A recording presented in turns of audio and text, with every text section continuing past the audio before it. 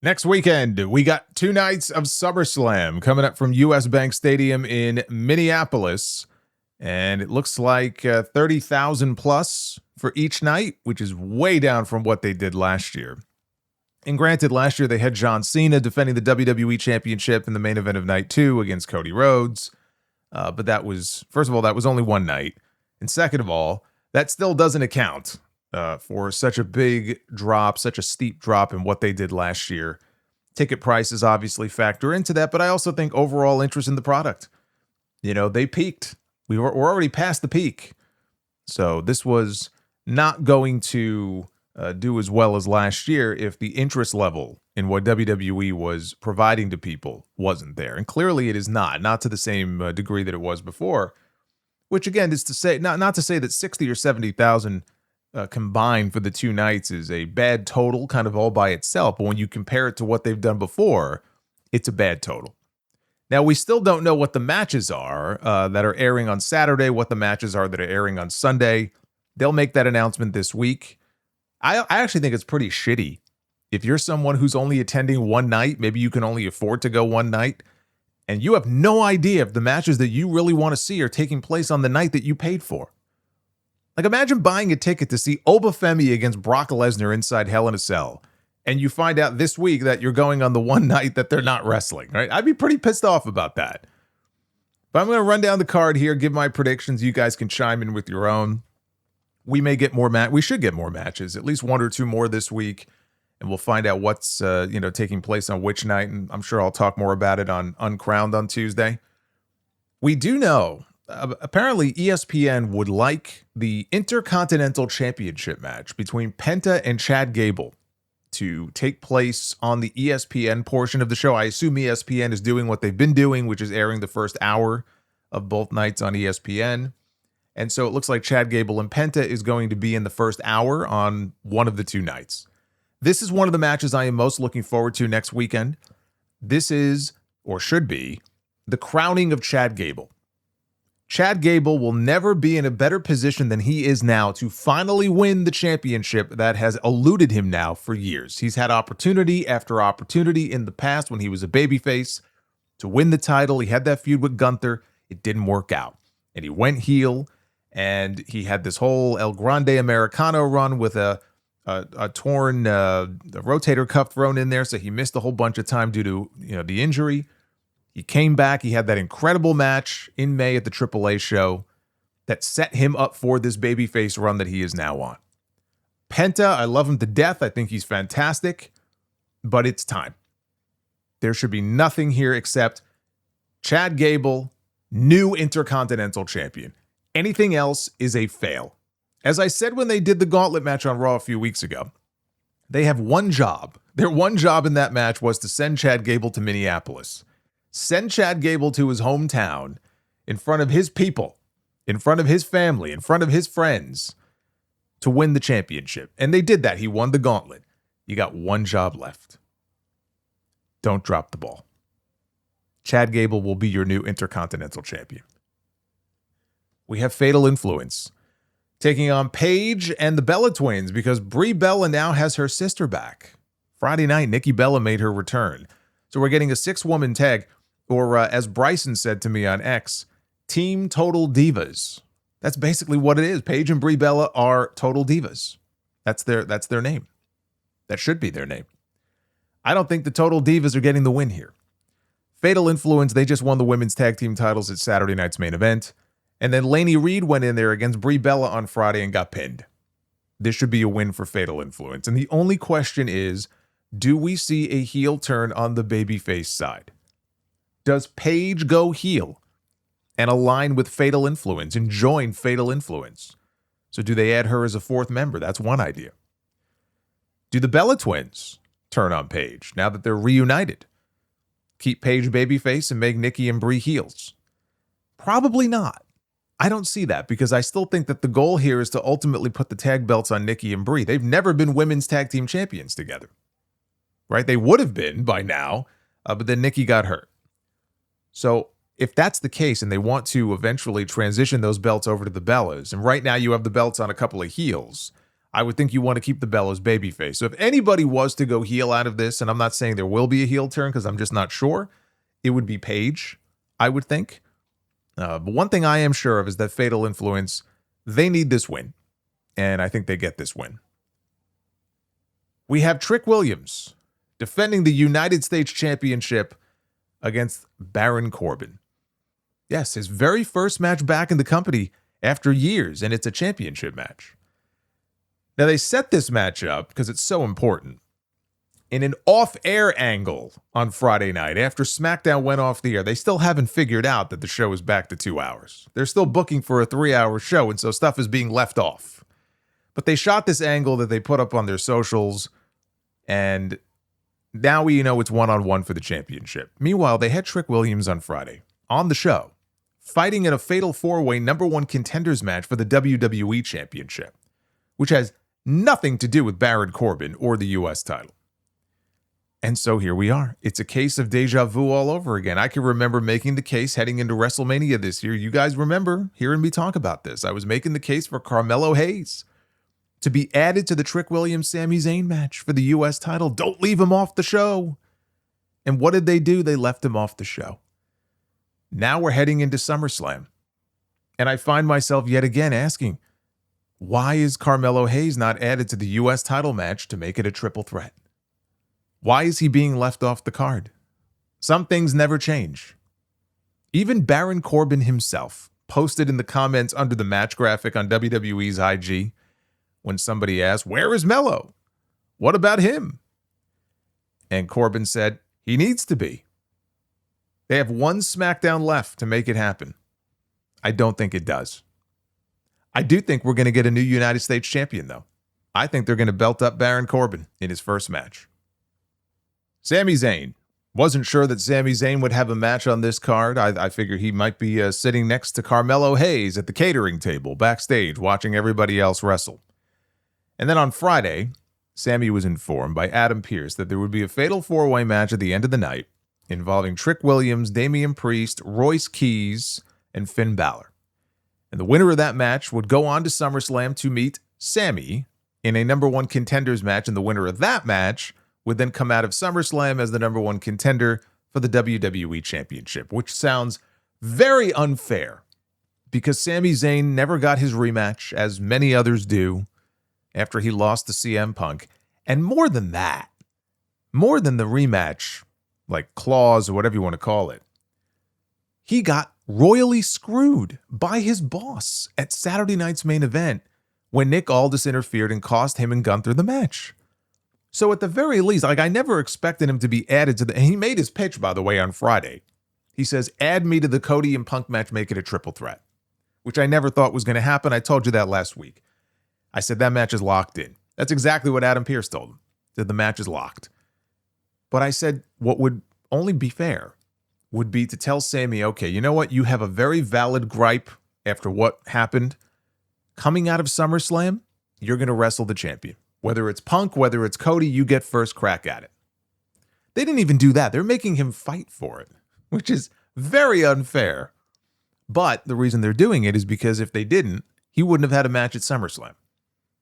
So you kind of weigh the pros and cons here, and it's like, well, maybe this doesn't make as much sense, but at least we get him on the card. I would rather he have a match on the card. So I'm glad he's wrestling. Finn Balor won that 4-way match. So it's going to be Sami Zayn against Finn Balor. And it's 10 years since Finn Balor beat Seth Rollins to win the Universal Championship at SummerSlam. And also injured his arm. 10 years since Finn Balor has held a top title, a major title in WWE. And here now he finds himself in a #1 contenders match. And I'm thinking that Finn Balor, who has been getting a bit of a push since he got since he got called over to SmackDown, I feel like they're setting him up for a championship match. Not that he's going to win, but he's had like these backstage interactions with Cody and with Punk. You know, hey champ, see you soon. And he's actually been winning. We've had Win Balor on these shows. I don't know where Pin Balor. Pin Balor is apparently on vacation. He's sunning himself in the Caribbean somewhere. And we've had Win Balor on television. I think we see Finn Balor at SummerSlam next weekend. And he's going to beat Sammy. And all that's going to do is feed into this whole justice for Sammy. And he's going to be on this crusade against injustice. I think they keep that going. I think he's losing. And I think Finn Balor is going to be the number one contender coming out of that show. We have LA Knight, Solo Sikoa, and Royce Keys. What a motley crew this is. They're going to be taking on Jacob Fatu and the Usos. I can't bet against the Bloodline here. If the Bloodline is involved, chances are they're going to win. I'm very worried that Solo Sikoa is going to turn on LA Knight and Royce Keys and rejoin the Bloodline. I've enjoyed Solo these last several weeks on his own, kind of being a little goofy. I think, again, that there's great potential in him as a singles babyface. I don't want to see him just go back to the Bloodline. I hope I'm wrong. I'm going with Jacob Fatu and the Usos. Bloodline for the win. We have Gunther, the man who retired John Cena, the man who retired AJ Styles. He is going to be wrestling the SmackDown general manager, Nick Aldis, stepping into the ring for the first time in over 3 years, for the first time ever in WWE. They had a contract signing segment on Friday that was pretty good. Gunther powerbombed him through the contract signing table. Not much more you can do at this point. Aldis cost this man a potential championship opportunity. There's a lot of heat going back and forth. Gunther has beaten him up and put him to sleep. What's left for him to do? The only thing left now is to see what Aldis looks like after this long layoff. And what does he look like in a WWE ring? Is this going to be the only match? I find it hard to believe this will be the only time he ever wrestles in WWE, but I also would caution people who think that maybe this is going to be the start of an in-ring run for him. I don't see it that way. They had the right story here for him. They're doing the one match. He's going to lose. For him to go in there and beat Gunther, I mean, maybe the people in the stadium would be happy in the moment, but it would be so fucking ridiculous. So Gunther is going to win. And then I think Nick Aldis, he puts the suit back on and goes back to being the GM. Until there's another opportunity down the road, maybe for him to do another match. But Gunther has to win this. I mean, for anything other than that to be the end result of this, I just think would be completely ridiculous. And then we have, speaking of ridiculous, the ladder match. Right? We have a big 6-way ladder match tonight on the Redemption card. Well, we have a ladder match with 5 women to crown a new interim WWE Women's Champion.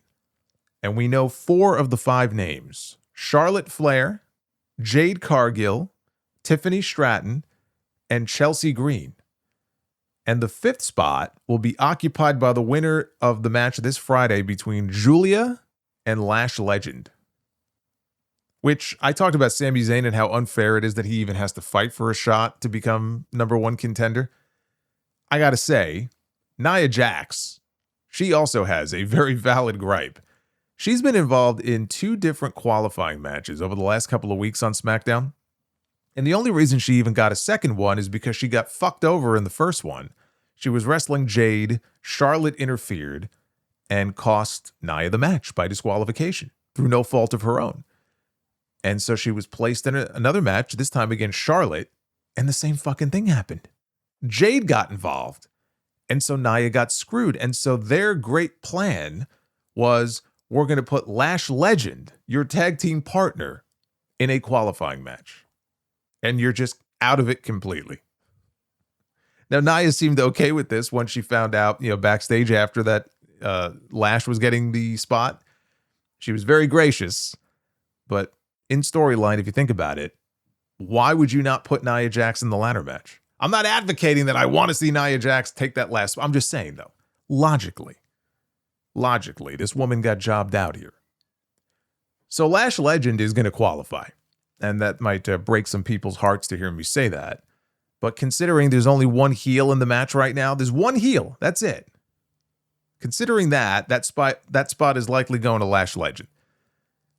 Now, they don't have any direction for Julia. They don't have any direction for Kiana James right now since splitting them up. Kiana lost her qualifier to Chelsea Green on Friday. Julia will likely suffer the same fate, I'm sorry to say. Julia was attacked twice, by the way, by Blake Monroe, and there has been no mention of it since. There's been no follow-up. Julia doesn't seem terribly bothered by it. She hasn't said a word about it. Like, when they retcon stuff like this, it may not seem like a big deal, but it's part of a larger problem creatively when they start and stop stories like this. But you have these 5 women, they're fighting over a fake belt.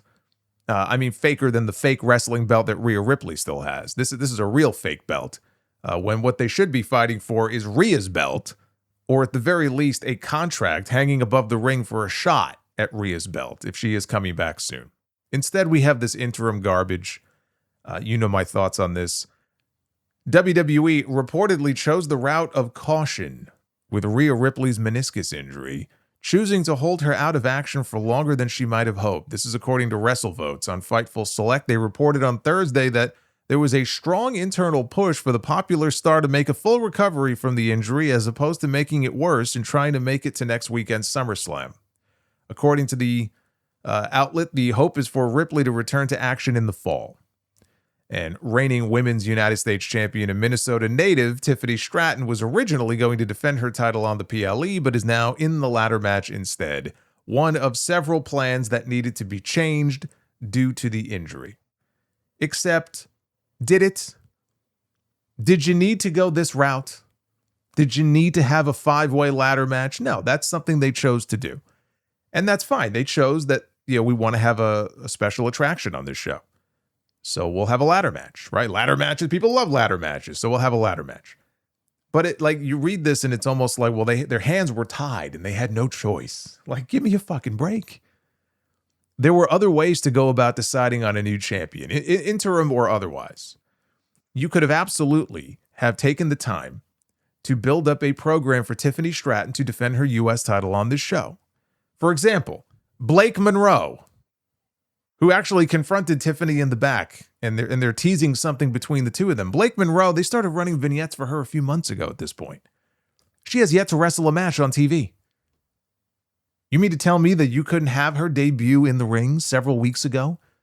Start feeding her some wins and start building up something for Tiffany Stratton in her home state to be doing at SummerSlam? They did nothing. So I don't want to hear it like, well, all these plans had to be changed. Yes, I understand injuries happen and they can fuck up your plans and some plans have to change. But, there were other ways of going about doing this that would have made more sense. But here we are. And my prediction for the ladder match, maybe I'm going out on a limb here. I don't know. I think Lash Legend qualifies and I think Lash Legend wins the championship. She becomes the interim women's champion, and they set up a match at some point with her and Rhea Ripley once Rhea comes back so that Rhea can beat her, and we can be right back to where we were before. But I think they give it to her. I feel now like Charlotte and Jade, who were supposed to have a singles match, I'm sure, they're going to cancel each other out.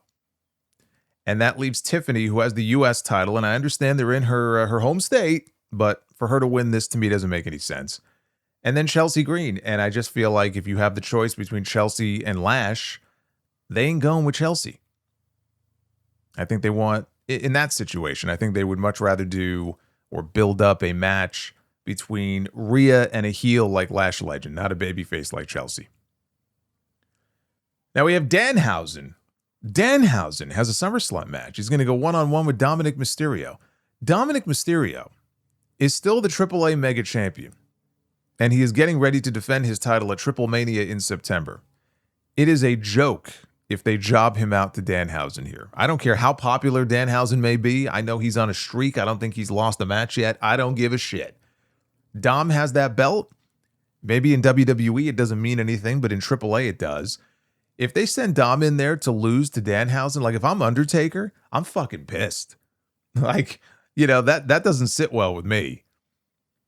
I think Dom has to win this, honestly. And you know what? He could win, and then after the match, Danhausen can curse him. And then eventually he'll go on to lose his championship the next time he defends it. We have Oba Femi and Brock Lesnar inside Hell in a Cell. I told you guys a couple of weeks ago that I felt like this is going to open one of the two nights. I still feel that way. I think they're going to want that match on ESPN. And it's what they did at WrestleMania, right? They opened, was it night 2, I believe? So that would be my guess as far as when we see that match. I don't know which night, but I think it would open one of the two nights. Triple H is going to be on Raw tomorrow night to officiate the weigh-in for their match. This is the blow-off. This is match number 3. Oba won the first one. Brock won the second one. Oba winning the third one is the only outcome, the only acceptable outcome here to this. Brock Lesnar is undefeated in Hell in a Cell matches. He's only had 2 of them. But he's won, and both of them, I believe, were against The Undertaker. And he had 2 excellent ones with The Undertaker. Their first 2 matches I thought were very fun. The first one only went 4 minutes. The second one went 6. Yes, it's a lot of finisher spam. But you got to admit, like they've been exciting matches. I don't think this one will be any different. I think these 2 are going to go in there and they're going to have an excellent match that I hope goes longer than 6 minutes, right? We went from 4 minutes to 6 minutes. Hopefully we hit double digits. Maybe we can hit 10 minutes for this match. I don't want the match to be less time than the time it takes for them to lower the fucking cell, okay, down to the floor. So let's hope we at least, get some length out of this. And Oba gets a big win. There's no other way for this to go. Is this going to be Brock Lesnar's last match? I don't believe it will be. I mean, a lot of people bought into it at WrestleMania, and they got burned, right, for thinking that, oh my God, this is it. Look, oh my God, he's put his boots are in the ring. His boots. And then it all turned into a joke a few weeks later. So, yes, it's Minneapolis. I don't think that means anything in terms of, oh, this has to be his final match. It probably will not be his final match. They certainly aren't building it up that way. And if he takes his boots off again, who's going to fucking believe him? Right? I mean, we saw this shit at WrestleMania already. Where there is money to be made, as long as he is physically able to do so, Brock Lesnar is going to be in business. Right? He's open for business. Why would he end it at SummerSlam? Oba Femi wins. Io Sky, winner of the Queen of the Ring, is going to challenge for the Women's World Championship. This will be the first title defense of Liv Morgan's reign. She won the championship from Stephanie Vicaire at WrestleMania, has not defended the title a single time since. The booking of Liv Morgan, the booking of really the whole fucking division, horrendous. Awful.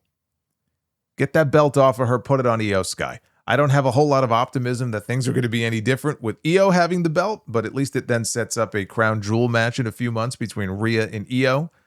And they could tell that story since Rhea still has never been able to beat Io Sky. I think that's the way we get that match. Io Sky is going to win the Women's World Championship. We have the undisputed WWE Championship on the line. CM Punk defending the title against the former champion Cody Rhodes. I am not afraid to admit I got it wrong with this. I got it wrong. This does not feel like the Night 2 main event, not more than Roman Reigns and Seth Rollins. That face-to-face promo with Punk and Cody on Friday night was beneath what the two of them are capable of. Didn't do a whole hell of a lot to get me too excited for this either. I thought it was all right, but it needed to be more than all right, and it wasn't. It wasn't anywhere near what I was hoping it would be. The sense of anger or heat, between the two of them wasn't there in the way that I was hoping it would be. And they didn't need a whole lot of time to really promote this thing. There's only so much you can really do because, again, they've been kept apart their entire run so far in WWE, largely. But they haven't. I was hoping that, they would throw some gasoline on the fire, and we didn't really get that.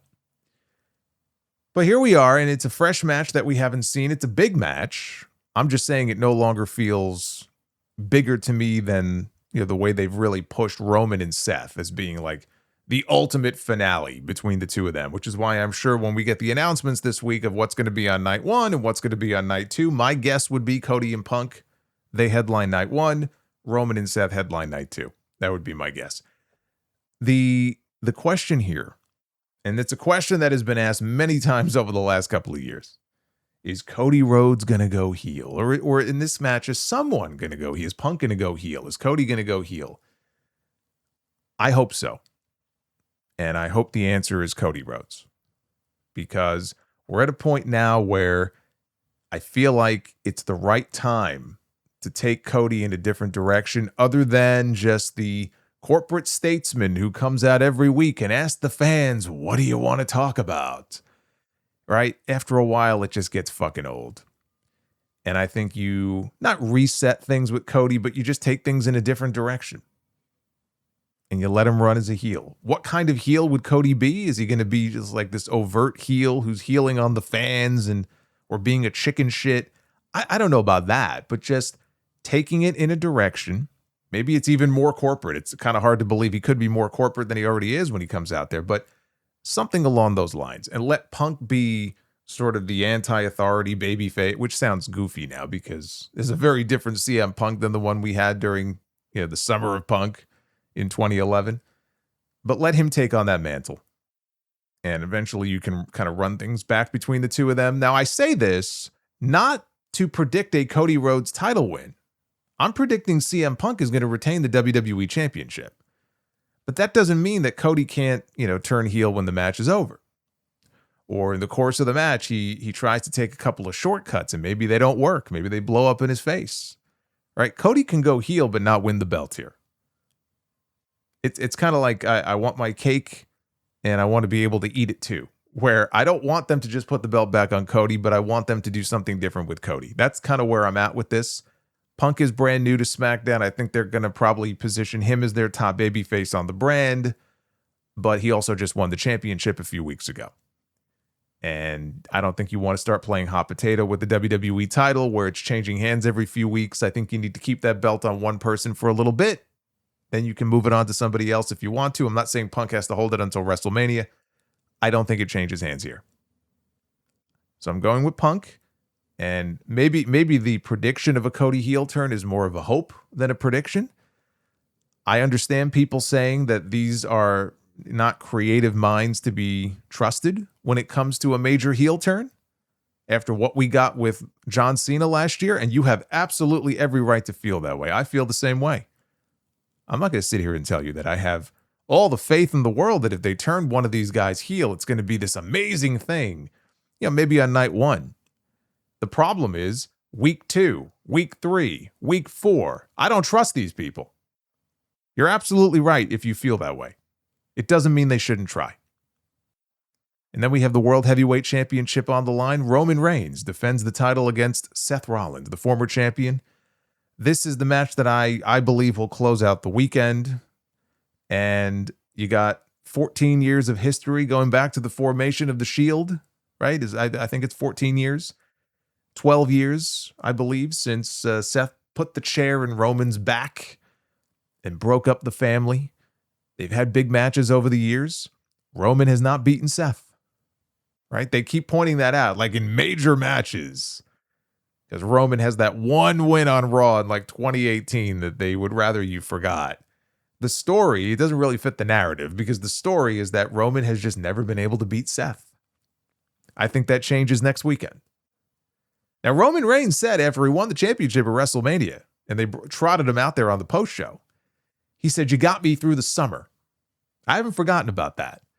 Technically, the summer would take us through the end of September.